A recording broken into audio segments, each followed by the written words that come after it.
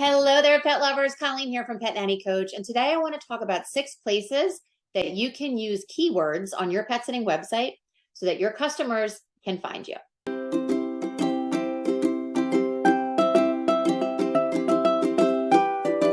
So before we jump into the 6 locations that you can use keywords, let's talk about what keywords are. These are the terms that your ideal clients are typing into Google or typing into a search engine to find a pet sitter, a dog walker, or a house sitter in your area.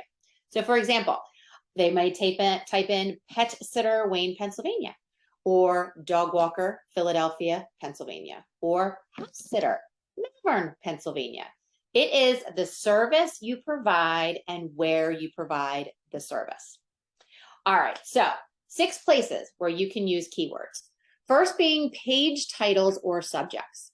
If you're tempted to use cute, clever blog post titles, keep this in mind. The subject is the keyword field to which Google and other search providers give the most weight.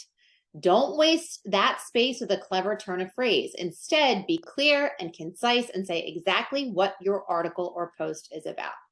So you may have an article on your website, a blog post, how to find a reputable pet sitter in Wayne, Pennsylvania. Okay, so it's very clear and concise what the subject is, and then there are those keywords in there.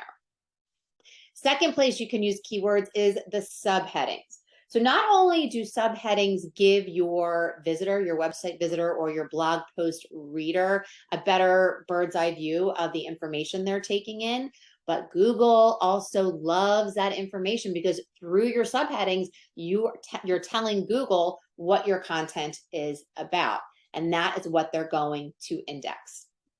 All right, third, your image titles and file names.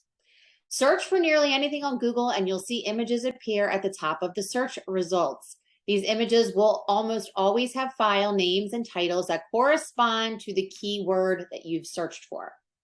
You can and should make use of your chosen keyword by naming any images appropriately and setting the titles and alt attributes to clearly describe what the image is. So if you have, for example, images of your pet sitting team on your website, you can give them a file name of pet sitter, Malvern, Pennsylvania, dog walker, Wayne, Pennsylvania, so on and so forth. That image is going to come up when somebody types into Google, and that's going to click over and link back to your website. So don't forget to use your keywords on your image titles and your file names. All right, number 4, meta descriptions. The meta description is the snippet of text that shows up below a listing in Google and other search engines. With WordPress, you can either explicitly declare a meta description with the use of a plugin, such as WordPress SEO by Yoast, or let Google decide what to use. While the meta description itself has no weight when it comes to your search result placement, it can have a great deal of impact on whether or not somebody clicks through to your site. Take care to write a compelling description that contains the keyword you want to be found for.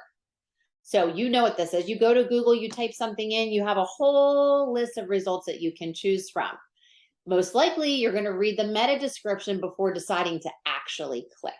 And that's what they're saying. Take the time, use the keywords in those meta description, and make it compelling so that your prospect will click over to your site. What does it matter if you get found if people aren't clicking over to your site, if you know what I mean? Okay.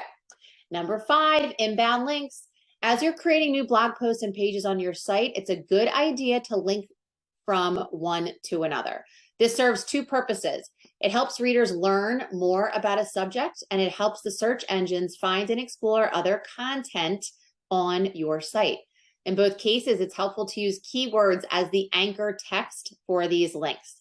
It's a clear declaration to both human and non-human readers that the content linked to is about a specific subject. So inbound links, you want to be constantly connecting 2 different pages on your website through those, and you want to be using keywords. All right, 6, and the last one, content. It should go without saying that including a keyword in your content is important, not only for the search engines, but for the readers too. But don't make the mistake of using the same phrase over and over again. Doing so will turn your readers off. Instead, use variations of your keywords throughout your text or your article. You don't want to bore your readers. Plus, you'll reinforce your main point with the search engines, which are now smart enough to recognize synonyms and rank your content accordingly.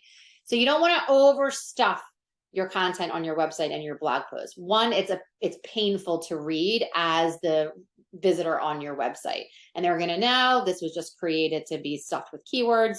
Use them, have a good balance of them, is what they're saying. You don't want to Google will know when you're trying to overstuff an article or a blog post, and that's actually detrimental to you versus being able to help you get found. All right, so the 6 places, again, page titles or subjects, subheadings, image titles and file names, meta descriptions, inbound links, and your content. All right, guys, thanks so much for being here. I hope you found this helpful. I'll catch you next time. Bye.